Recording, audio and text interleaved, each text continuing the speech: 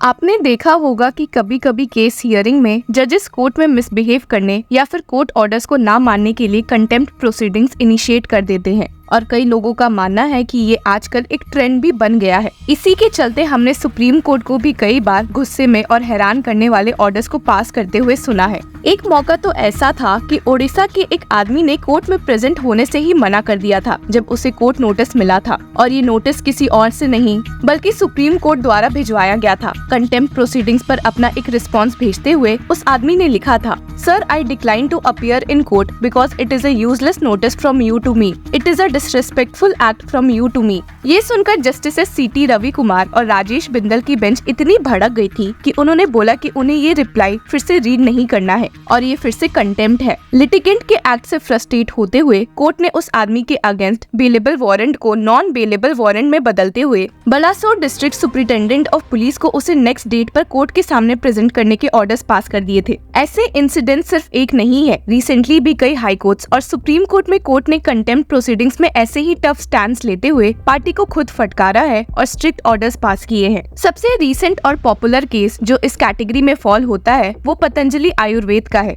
आप तो जानते ही हैं कि सुप्रीम कोर्ट ने इस केस में सिर्फ पतंजलि और बाबा रामदेव ही नहीं बल्कि पिटिशनर IMA प्रेसिडेंट के एक्ट पर भी कंटेम्प्ट लिया है। IMA द्वारा पतंजलि पर केस करने के बाद कि वो मिसलीडिंग एडवर्टाइजमेंट सर्कुलेट कर रहे हैं और एलोपैथिक मेडिसिन को डिग्रेड कर रहे हैं, सुप्रीम कोर्ट ने पतंजलि और बाबा रामदेव को तुरंत मिसलीडिंग एडवर्टाइजमेंट्स को बंद करने के ऑर्डर्स दिए थे। लेकिन ऐसा होने के बजाय उन्होंने मिसलीडिंग एडवर्टाइजमेंट्स को कंटिन्यू रखा और तो और बाबा रामदेव ने प्रेस के सामने आकर कुछ ऐसे स्टेटमेंट्स भी पास किए जिससे सुप्रीम कोर्ट को और गुस्सा दिला दिया और फिर उन पर कंटेम्प्ट प्रोसीडिंग शुरू हो गई। अगर आपने इस केस की हियरिंग फॉलो की होगी तो आप जानते होंगे कि कैसे supreme court bench of justices Hima Kohli और अनासुद्दीन अमनुल्लाह ने कंटेम्प्टनेस की खूब क्लास लगाई थी और यहाँ तक कि उनकी अपॉलजी को भी एक्सेप्ट करने से मना कर दिया था। 2 से 3 हियरिंग के बाद जब बेंच उन पर थोड़ी सी नरम हुई तभी IMA प्रेसिडेंट ने प्रेस को दिए अपने इंटरव्यू में सुप्रीम कोर्ट ऑब्जर्वेशंस को क्रिटिसाइज कर दिया और इससे सुप्रीम कोर्ट उन पर भी नाराज दिखी। बेंच ने रिमार्क किया था कि ये उससे भी सीरियस इशू है जिससे वो अब तक डील करते आए हैं और इसके लिए IMA प्रेसिडेंट को जवाब देना पड़ेगा।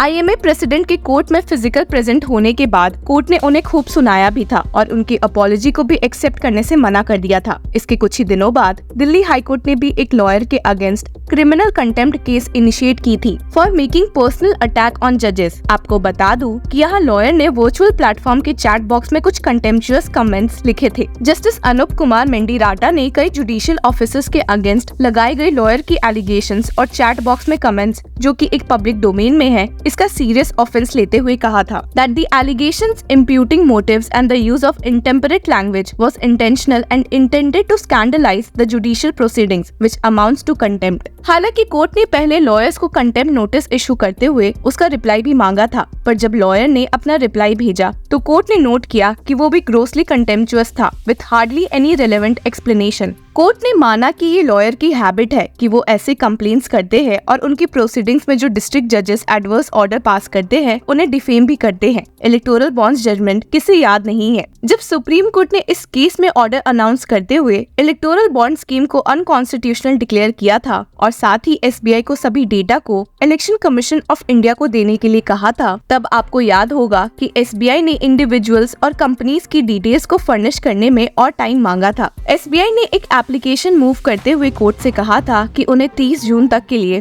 डेडलाइन एक्सटेंड की जाए, contending that retrieval of information from each silo and the procedure of matching the information of one silo to that of the other would be a time-consuming exercise। SBI के इसी action पर एक separate plea भी supreme court के सामने file की गई थी जिसमें SBI के अगेंस्ट कंटेम्प्ट एक्शन इनिशिएट करने की बात की गई, alleging the bank willfully and deliberately disobeyed the apex court's direction। 5-judge constitution bench headed by Chief Justice D.Y. Chandrachud ने दोनों ही प्लीज पर प्रिसाइड करते हुए कहा था कि कोर्ट ने जो इन्फॉर्मेशन सॉर्ट की है वो बैंक के पास रीडली अवेलेबल है और ये इलेक्शन कमीशन ऑफ इंडिया के साथ by close of business this day share हो जानी चाहिए। पर सुप्रीम कोर्ट ने SBI को ये कहते हुए वार्न भी किया था कि अगर ऐसा नहीं हुआ तो वो प्रोसीडिंग्स इनिशिएट करने के लिए इंक्लाइन हो जाएंगे। Supreme Court said, while we are not inclined to exercise the contempt jurisdiction at this time, we place SBI on notice that this court may be inclined to proceed against it for willful disobedience if SBI does not comply with the timeline indicated in this order।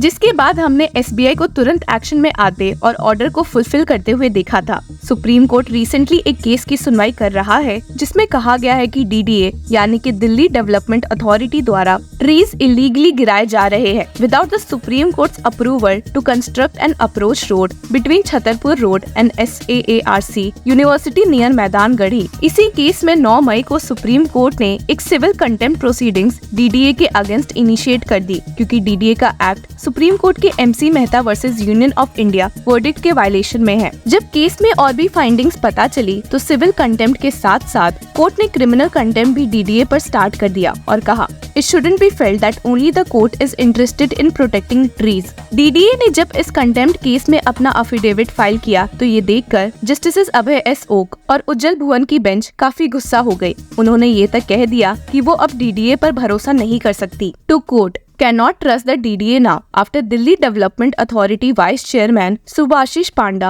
filed an affidavit stating that 642 trees in the Delhi Rich Forest area were cut down without the approval of the top court। तो आपने देखा कि उन cases की कमी नहीं है जहां पर कोर्ट्स ने अपने ऑर्डर्स ना मानने के लिए कंटेम्प्ट प्रोसीडिंग शुरू की है और पार्टी को लताड़ा ना हो। Articles 129 and 142 of the constitution के अंडर सुप्रीम कोर्ट के पास पावर है कि वो कंटेम्प्ट ऑफ कोर्ट के लिए पनिश कर सकते, including the power to punish for contempt of itself. Article 215 ऐसे ही पावर हाई कोर्ट्स को भी देता है। आपको बता दूं कि the contempt of court act of 1971 के according anyone who is guilty to be punished with imprisonment that may extend to 6 months or fine of ₹2000 or both। लेकिन इसे 2006 में अमेंड किया गया था और इसमें ट्रुथ एंड गुड फेथ को एज अ डिफेंस इंक्लूड किया गया था। अब इस डिफेंस से सीनियर एडवोकेट प्रशांत भूषण का फेमस कंटेम्प्ट केस याद आता है जहां उन्होंने ₹1 एज टोकन फाइन देने के लिए कहा था। सुप्रीम कोर्ट ने सू मोटो कॉग्निजेंस लेते हुए एडवोकेट प्रशांत भूषण और ट्विटर इंडिया के अगेंस्ट एक कंटेम्प्ट प्रोसीडिंग्स इनिशिएट कर दी for unspecified tweets published by the former on the latter's platform। Court ने नोट किया था कि इन ट्वीट्स ने एडमिनिस्ट्रेशन ऑफ जस्टिस को डिसरिप्यूट किया है और ये केपेबल इंस्टीट्यूशंस ऑफ कोर्ट की अथॉरिटी को अंडरमाइन करने के लिए, particularly the chief justice in the eyes of the public. हालांकि एडवोकेट प्रशांत भूषण ने इन प्रोसीडिंग्स के अगेंस्ट में पिटिशन भी फाइल की, लेकिन सुप्रीम कोर्ट ने उन्हें क्रिमिनल कंटेम्प्ट के लिए गिल्टी माना।